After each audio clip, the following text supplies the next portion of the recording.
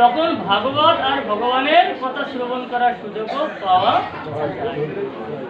জন্মান্তরে ভবের পণ্ডিত ভাগবত লোভে, যখন আমাদের অনেক জন্মের উন্নীত হয়, অনেক জন্মের উন্নীত হয়, তখন যে ভাগবত আর ভগবানের কিছু এক দুই জন্মের সৌভাগ্য নয়, এক জন্মের পুত্রও পাওয়া যায়, তাই তো?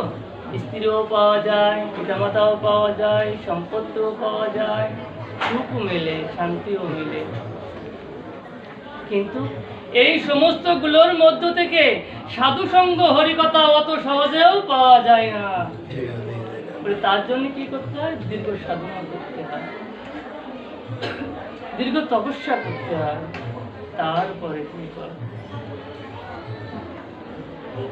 এই কথা কি? যে কথা মনের ব্যথাকে দূর করে, সে হচ্ছেন একমাত্র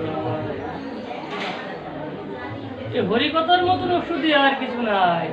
বলে সংসারের অশান্তি, সংসারের ভিতরে যন্ত্রণায় ডুবে গেছেন, আপনি অপরের সাথে বলছেন আপনার যন্ত্রণা একটু কম হচ্ছে, কিন্তু অন্তরের যে ব্যথাটা জমে আছে, সেই যন্ত্রণাটা একমাত্র হরিকথাই সারে।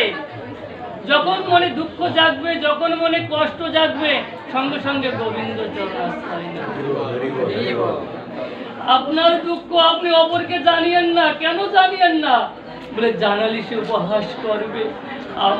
আপনার দুঃখ কষ্ট ওই গোবিন্দকে জানান, গোবিন্দই আপনাকে সমাধান করবে।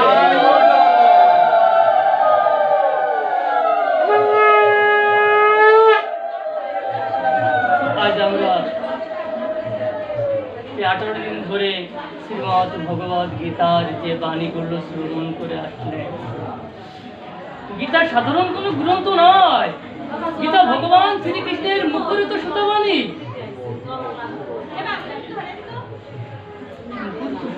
আমাদের কত সৌভাগ্য, আমরা কলিতে এই শ্রীমদ ভগবত গীতা আমরা পড়ছি। গীতা কি? গীতা আমাদের নিত্য পাঠ করার দরকার, নিত্য শ্রবণ করার দরকার, নিত্য দর্শন করার দরকার। যদি কেউ পড়তে না পারে, দর্শন শ্রবণ করবেন। নববিধা ভক্তির ভিতরে বলেন শ্রবণ। এই যে আজকে আপনারা এসেছেন না, সব হরি কথা, গোবিন্দের কথা শ্রবণ করতে। শ্রীমদ ভগবত গীতার ভিতরে 18টি অধ্যায় আছে আর 700 শ্লোক আছে। 700 শ্লোক কার কার? ধৃতরাষ্ট্রের একটি, সঞ্জয়ের 40টি, অর্জুনের